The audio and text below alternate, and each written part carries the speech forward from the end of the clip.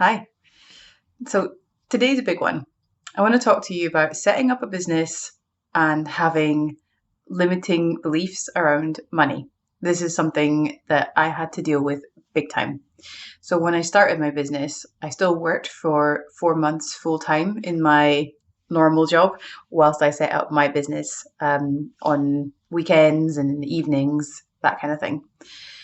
To facilitate it, I wanted to take action now. Whenever I have an idea and I want to do something, I want to do it now. I want to already be doing it. I have no patience. So I took out a startup loan. This was a government backed loan system for small businesses. It was supposed to come with a mentor, which in hindsight, that would have been awesome, but they couldn't match anyone up with me. I was doing a food business, and at that time, they didn't have anyone that was able to provide that kind of mentorship. I think any kind of mentorship would have actually been beneficial. So I started my business, and after a very short time, buying equipment and getting upskilled and paying to get credentialed, my savings dwindled. Now, I was super lucky. My partner, he's amazing. He supported me. I was still working, but he supported me and took on the brunt of the household expenses at that time, and everything that I had was poured into the business. Um, the thing, the thing that I see now, I think I'm going to talk about hindsight a lot because it is wonderful, but there's lessons to be learned, right? If you if you can if you can take it. Um, I wish I would have dealt with my limiting beliefs around money an awful lot earlier. And I think this is where a coach could have helped me. I still have occasionally stories that I tell myself around money and scarcity and possibilities. And it kind of made me really anxious.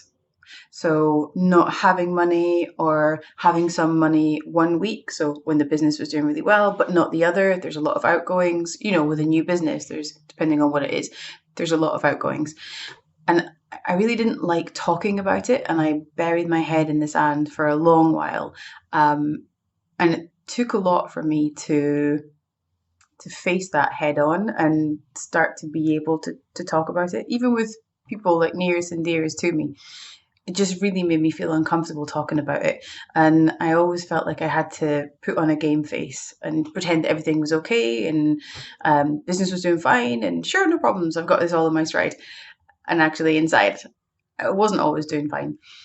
And I think working with a coach, it would have made me take a breath, listen to the stories that I was telling myself instead of just keep going, don't fall, or if you do, just pick yourself back up and just go.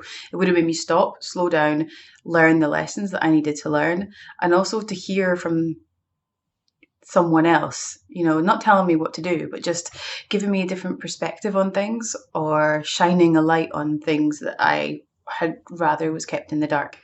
So I guess this isn't advice to anyone other than myself. Like, I hope now, as I'm older, a little bit wiser, hopefully a little bit smarter, if I'm aware that I'm falling into that trap of avoidance and not wanting to talk about money, actually, it's probably the thing that I really need to focus on.